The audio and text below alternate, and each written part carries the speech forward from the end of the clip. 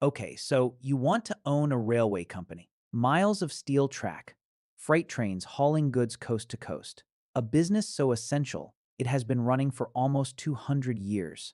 That is what the investor presentations sell you. Here is what they don't show you: the $14 million bridge repair, the $1 billion derailment cleanup, the labor contract that nearly shut down the entire national freight network, and the fact that most railways you could actually afford to buy operate on margins so thin that one bad winter wipes out the year.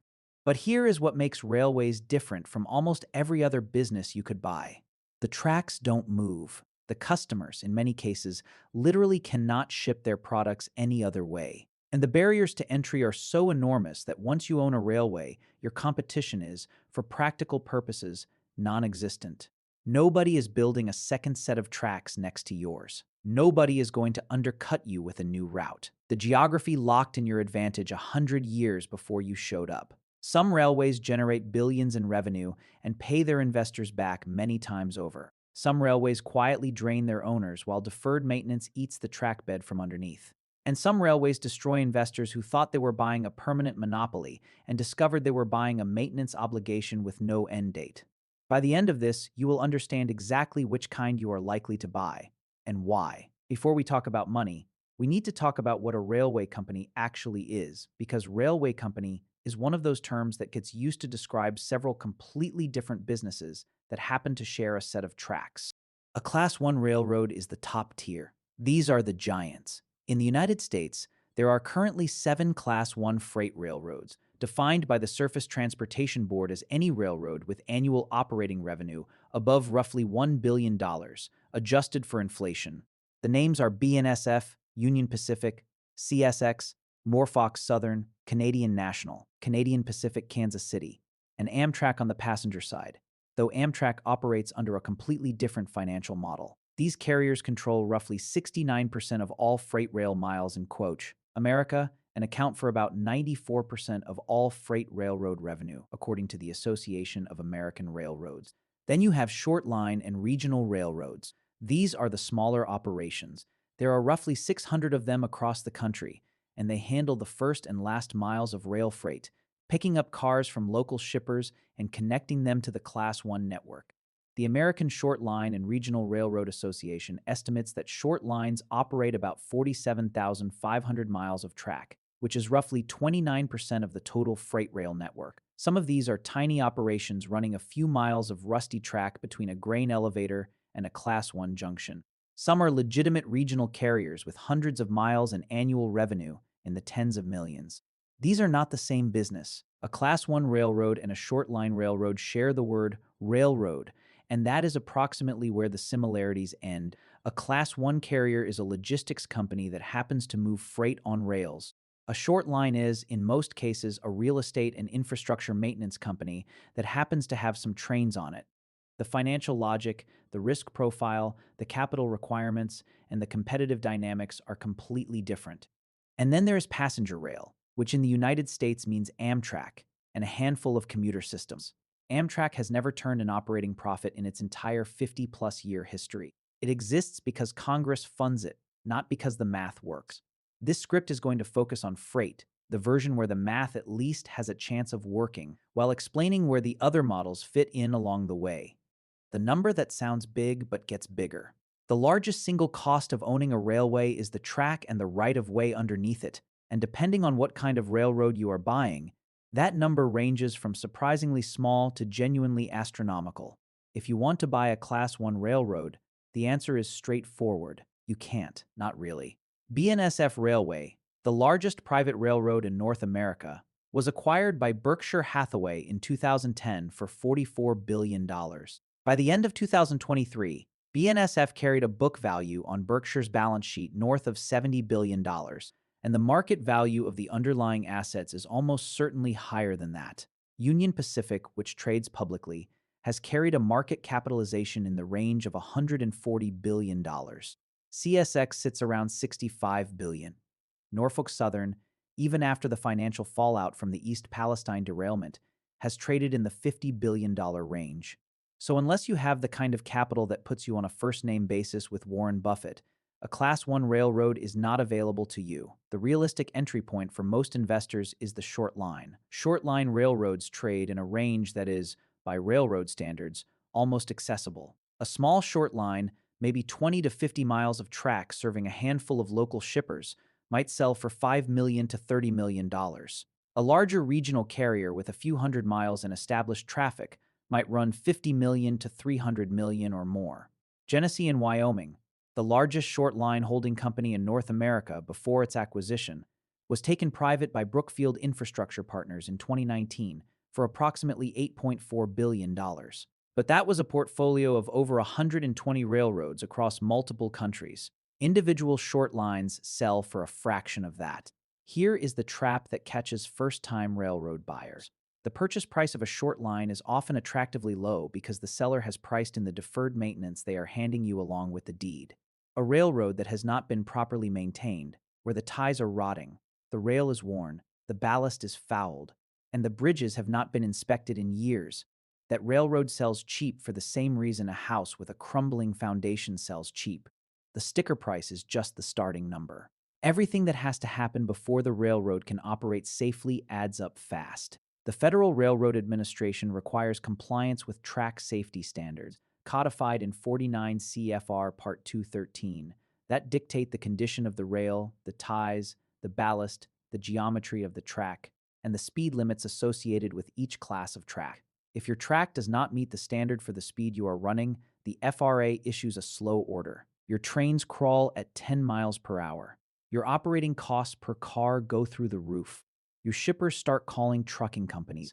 Let's do the math on a realistic short line acquisition. Say you find a 40-mile short line in the Midwest serving a grain elevator, a fertilizer distributor, and a small plastics manufacturer. The seller wants $12 million.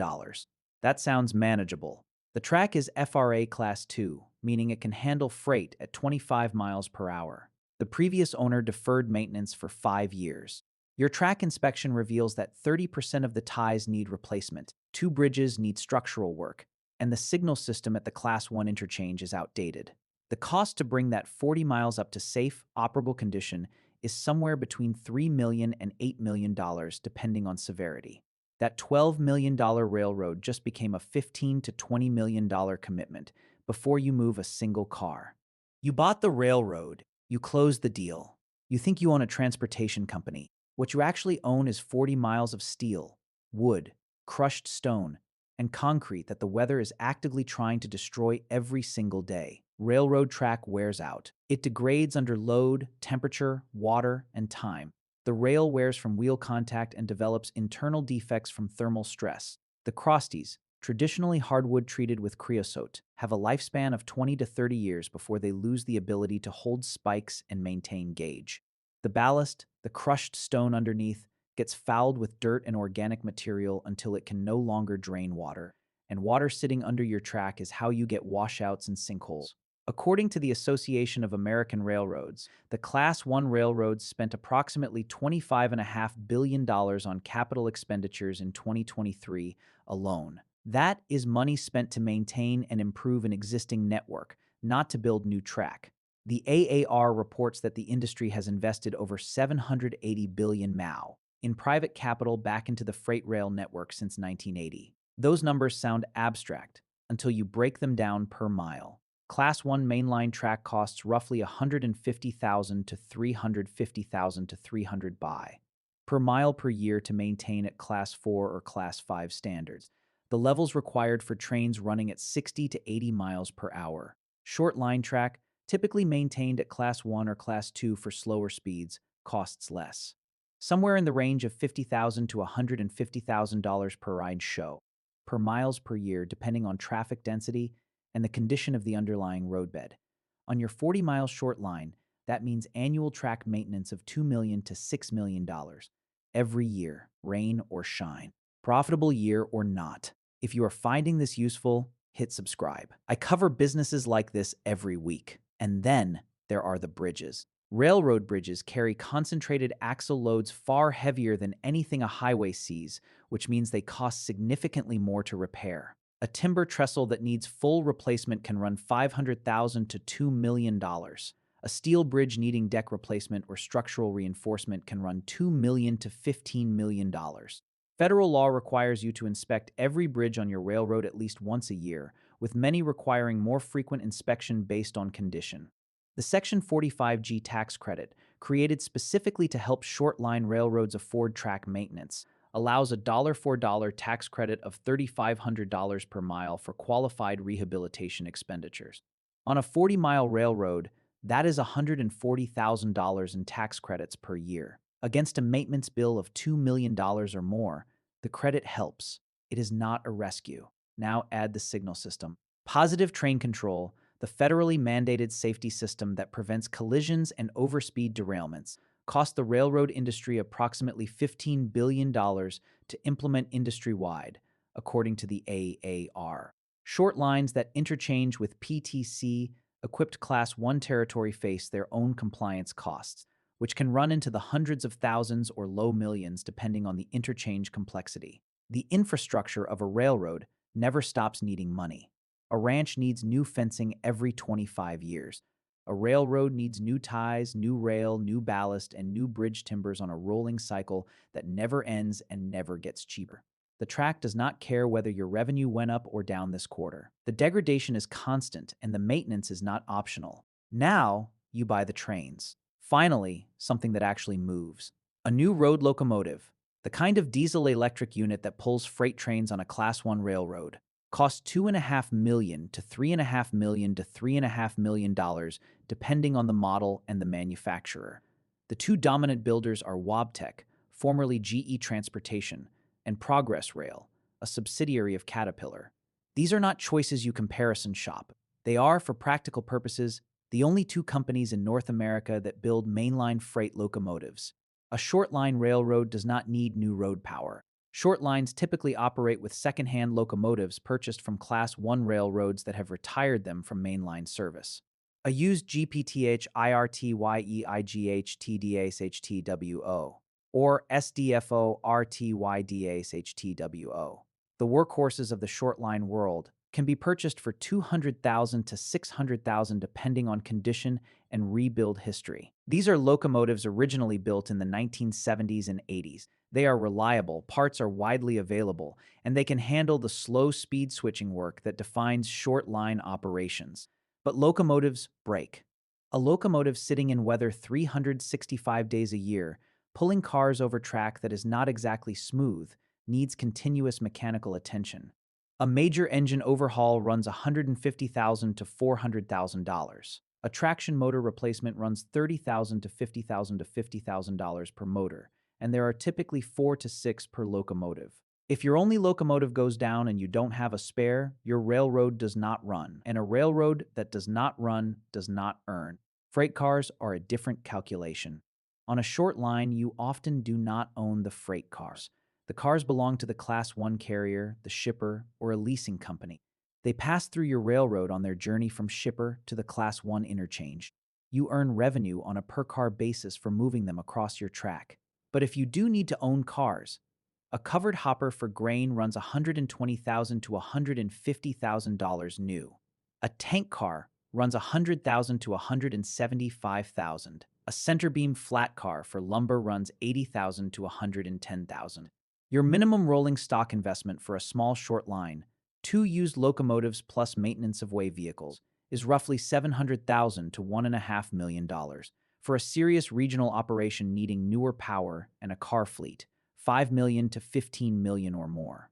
Here is the structural problem at the heart of railroad economics, and it is the same problem that hits ranching, farming, and every other capital-intensive infrastructure business. The assets cost a fortune, the maintenance costs a fortune, and the revenue has to climb over all of that fixed cost before you see a single dollar of profit. Labor is the largest single operating cost for most railroads.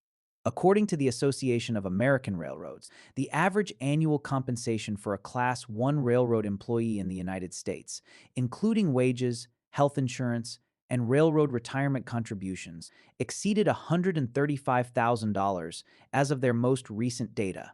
That number is higher than it sounds, and the reason is the railroad retirement system. Railroads do not pay into Social Security. They pay into railroad retirement, a parallel system with higher contribution rates and richer benefits. The combined employer and employee railroad retirement tax rate runs significantly above the combined Social Security and Medicare rate. For the railroad owner, every employee costs more than an equivalent worker in almost any other industry. On your 40-mile short line, you need, at minimum, a general manager, 2 or 3 train crew members, and a track maintenance worker. That is 4 to 5 people. At a total cost of $100,000 to $130,000 per person, including the railroad retirement burden, you are looking at $400,000 to $650,000 per year in labor for the bare minimum staffing. Most short lines of this size run with 6 to 10 employees. Call it $600,000 to $1.3 million in labor annually.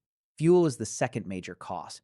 AGP 38 locomotive burns roughly 100 to 150 gallons of diesel per day in switching service. At $3.50 a gallon, that is $350 to $525 per day per locomotive. Running 2 locomotives 5 days a week, 52 weeks a year, puts your annual fuel bill somewhere around $180,000 to $275,000. Insurance is the third surprise.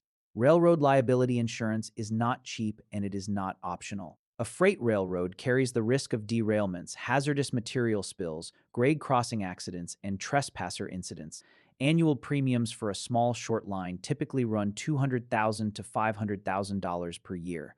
And those premiums have been climbing since the early 2020s as underwriters reassessed risk following high-profile incidents.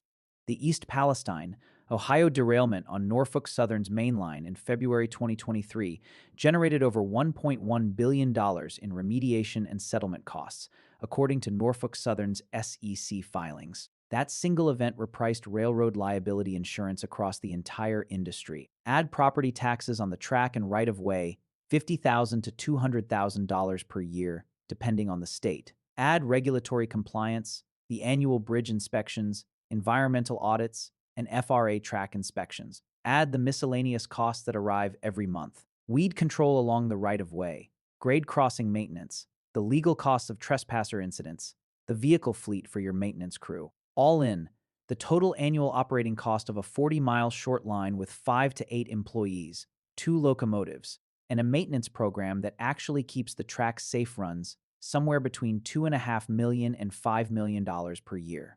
Every year, whether you move 10,000 cars or 2,000.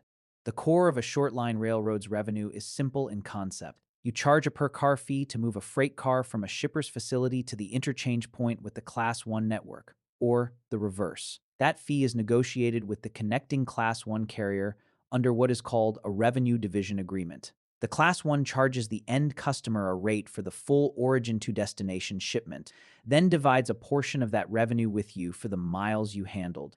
The amount you receive per car depends on the commodity, the distance, the competitive alternatives, and your negotiating leverage with the Class 1 partner. Short-line revenue divisions typically fall in the range of $300 to $800 per car for a local move. High-value commodity moves can generate over $1,000 per car.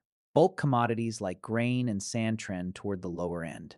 Chemical and hazardous materials shipments trend higher because the rates to the end customer are higher. Let's run the math on our 40-mile short line. Say you serve 3 customers. The grain elevator ships 2,500 cars per year, mostly during fall harvest. The fertilizer distributor ships 1,200 cars per year, spread more evenly across the calendar. The plastics manufacturer ships 800 cars per year. That is 4,500 cars total. At an average revenue of $500 per car, your gross revenue is $2.25 million. At $650 per car, you hit $2,925,000. At $800 per car, which is optimistic for a mixed traffic short line, you hit $3.6 million. Against operating costs of $2.5 million to $5 million, the math gets very tight very fast. At $2.25 million in revenue against $3.5 million in costs, you are losing $1.25 million per year. At $3.6 million in revenue against $3 million in costs, you are clearing $600,000. The spread between those two scenarios is not a matter of better management or clever cost cutting. It comes down to car count and revenue per car, two numbers heavily influenced by the health of your shippers' businesses, the commodity markets they sell into, and the rate negotiations with your Class 1 partner. You do not control any of those. This is the fundamental vulnerability of the short line model. Your revenue is concentrated in a small number of customers. If the grain elevator closes because the local farming economy shifted, you just lost 55% of your traffic overnight. If the plastics manufacturer gets acquired and the new parent company decides to ship by truck from a different facility, that is another 18% gone. The Class 1 railroad has thousands of customers spread across a continent. Your short line has three, and you are completely dependent on their continued existence and their continued willingness to ship by rail. If you are still watching, subscribe so you don't miss the next one. Now let's talk about what stands between you and running this business the way you want. The railroads that make real money at this scale are the ones with either enough volume to push past the fixed cost threshold or enough pricing power on the commodities they haul to generate healthy per car margins.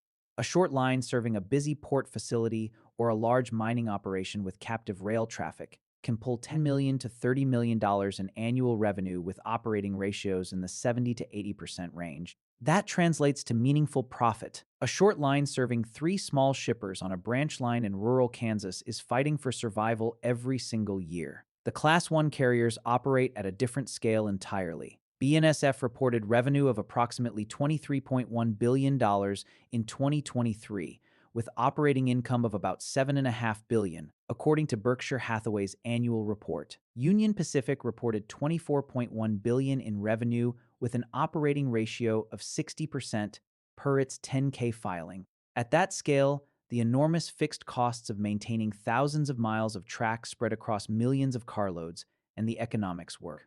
At the short line scale, the same fixed cost structure sits on a revenue base that is orders of magnitude smaller. Owning a railroad means answering to regulators that most business owners will never encounter. The two agencies that govern your life are the Surface Transportation Board and the Federal Railroad Administration. The STB is the economic regulator. It controls entry and exit in the railroad industry. You cannot simply buy a railroad and start operating. You need STB approval for the acquisition, and you cannot simply close a railroad when it stops making money. Under federal law, a railroad has a common carrier obligation, which means that as long as you own the track, you are legally required to provide service to any shipper that requests it at a reasonable rate. Abandoning a rail line requires a formal petition to the STB, a public comment period, and approval that can take months or years. If a local government or a shipper objects, the process drags on indefinitely. This is the regulatory trap that surprises many new railroad owners. In most businesses, if a product line is unprofitable, you stop selling it. In railroading, if a customer is unprofitable to serve, you may be legally required to serve them anyway. The STB can and does enforce this.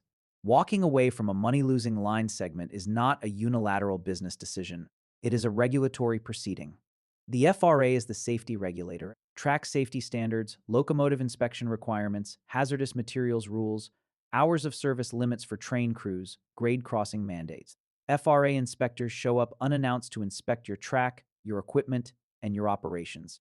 Violations start at $1,000 per violation per day and escalate rapidly for repeated or willful offenses. Environmental regulations add another layer. A railroad that has operated for 100 years may carry environmental liabilities from decades of diesel spills, creosote contamination from tie disposal, and herbicide application along the right-of-way. Environmental remediation on former railroad property can run into the millions, and the liability follows the property, not the previous owner. Many experienced railroad investors have walked away from otherwise attractive acquisitions because the environmental cleanup cost exceeded the value of the railroad itself. Due diligence on a railroad acquisition can take months and cost six figures in engineering and environmental work before you even make an offer. The short line operators who build wealth are not the ones who got lucky with a cheap acquisition. They are the ones who understood three things before they wrote the check. First, traffic density is everything. A short line with 5,000 or more cars per year has a fighting chance at profitability. A short line with 1,500 cars per year is a charity with locomotives. The fixed costs of maintaining track and employing a train crew do not scale down proportionally with lower traffic. You still need the same track maintenance whether you run one train a day or three. Revenue, on the other hand, scales directly with car count. More cars across the same fixed cost base is the only reliable path to margin. Second, customer concentration is the risk you manage, not the risk you accept. The operators who survive long-term actively develop new rail-served business on their line. They work with local economic development agencies to recruit manufacturers and distributors to properties along the railroad. They invest in transload facilities, places where freight transfers between truck and rail, to capture traffic from shippers without their own rail siding. A transload facility that costs $500,000 to build and generates 1,000 new cars per Sino. At $600 per car adds $600,000 in annual revenue on a one-time investment. That is the math that turns a marginal railroad into a viable one. Third, the acquisition is not the investment. The rehabilitation is the investment. The operators who do well buy a railroad with deferred maintenance at a discount that reflects the maintenance cost, then spend the first 3 to 5 years systematically rehabilitating the track, raising speed limits, reducing operating costs per car, and demonstrating to shippers that they are a reliable service provider. A railroad running at 10 miles per hour because the track is degraded takes twice as long to complete the same move as one running at 25 miles per hour. That means twice the crew time, twice the fuel, and twice the wear on the equipment. Investing $4 million in track rehabilitation that raises the speed limit from 10 to 25 can cut operating costs per car by 20 to 30%. The operators who lose are almost always the ones who violated one of those three principles. They bought a railroad with 2 customers and assumed the traffic would come. They skipped the rehabilitation because the capital outlay felt too large, and then spent more per year on slow-order operating costs than the rehab would have cost them spread over 5.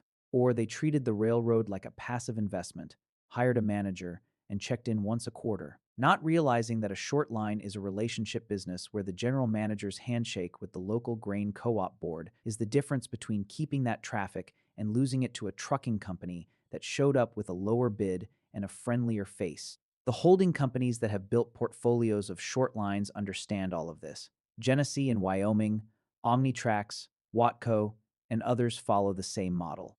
Acquire underperforming railroads from Class 1 carriers divesting branch lines.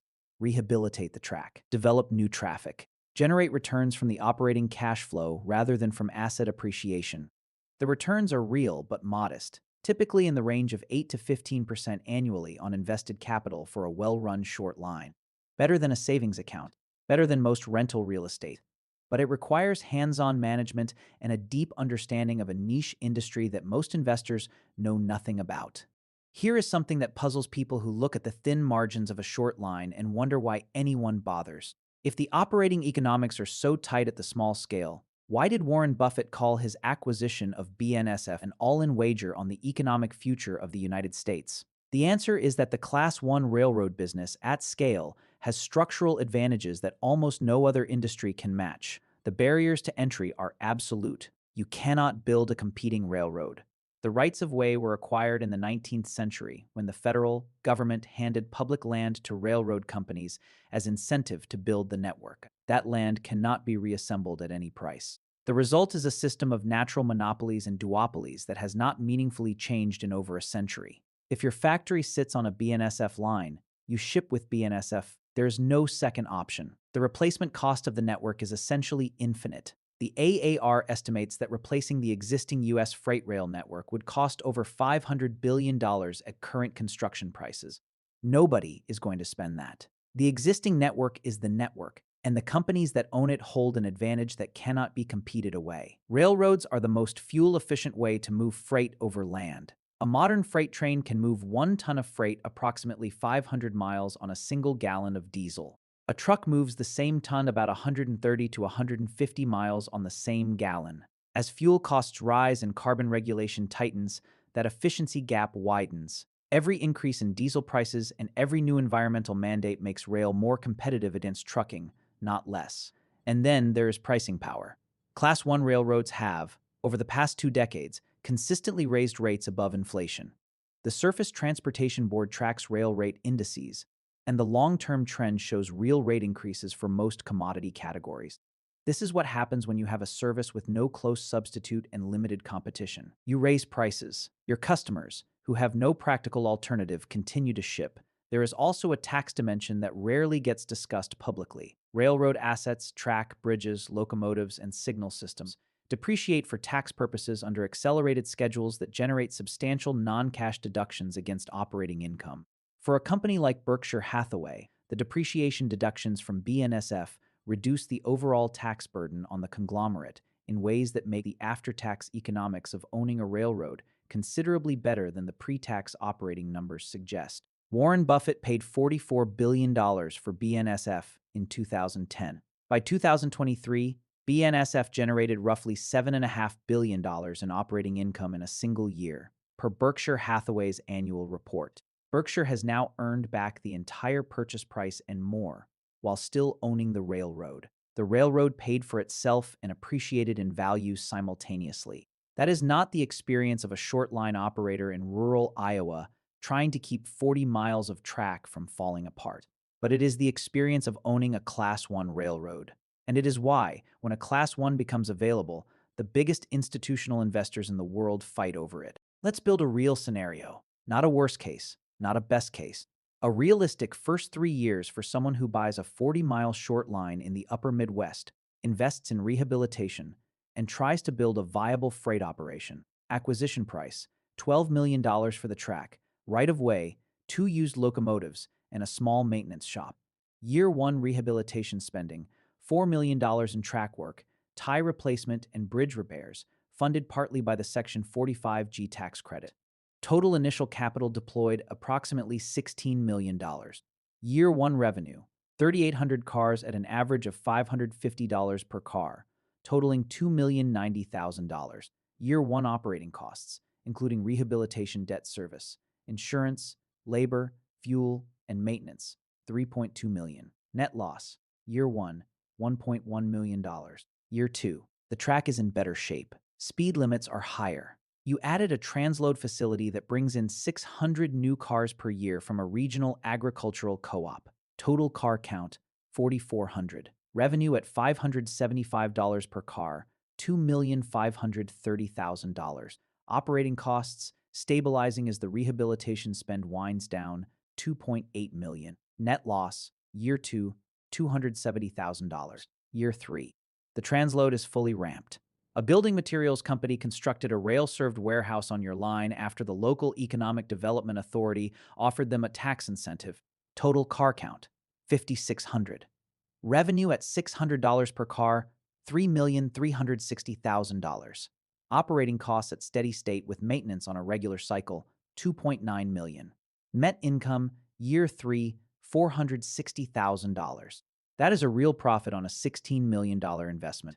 A 2.9% return in year 3, with the trajectory pointing upward. Against the S&P 500's long-run average of roughly 10% annually, the railroad looks slow compared to equities. But the railroad has something the stock market cannot offer you. It has a physical monopoly on rail transportation along a 40-mile corridor that nobody else can replicate. And if traffic continues to grow, if you land another shipper or two, the fixed costs do not grow with it. The incremental margin on car 6,000 is almost pure profit because the track is already maintained, the crew is already on payroll, and the locomotive is already running. That is the economics of short-line railroading. Survive the first 2 years. Build the traffic. Let the fixed cost leverage work for you instead of against you. The good year. You have 6,500 cars moving across your 40-mile railroad. Revenue per car averages $625 because you landed a chemical shipper with higher rates. Gross revenue, $4,060,000. Operating costs held at $3 million because you front-loaded your maintenance and the track is solid. Net profit, $1,060,000. Your rehabilitation investment is paying off, and your competitive position is unassailable because no truck route can match your cost per ton on bulk freight over that distance. The bad year. Your largest shipper, the grain elevator, had a poor harvest. Car count dropped 30%. The fertilizer distributor lost a contract and cut shipments in half. Total cars, 3,200. Revenue at $575 per car, $1,840,000. Operating costs held at $2.8 million because the track does not care about your traffic volume. Net loss, $960,000. And you still owe maintenance on every mile of track that is degrading whether trains run on it or not. The gap between those two scenarios is $2 million. That is the volatility of this business. And that gap is driven almost entirely by customer concentration and commodity cycles. Two things you influence but never fully control. The difference between railroad operators who build equity and railroad operators who go broke comes down to traffic diversity, infrastructure discipline, and the ability to survive the lean years without selling the track. Because the track is the whole asset. The trains cost you money every day. The track is what keeps everyone else out. Which means the answer to whether a railway can make you wealthy is yes, it can. But probably not at the scale you imagined, and not on the timeline you had in mind when you first pictured yourself standing in the locomotive cab, watching the country roll by underneath the wheels. The romance of the railroad is real. The economics of the railroad are unforgiving. The people who build something lasting here are the ones who hold both of those truths at the same time and plan accordingly. If you enjoyed the video, give a like and tell where are you watching from. Subscribe for more.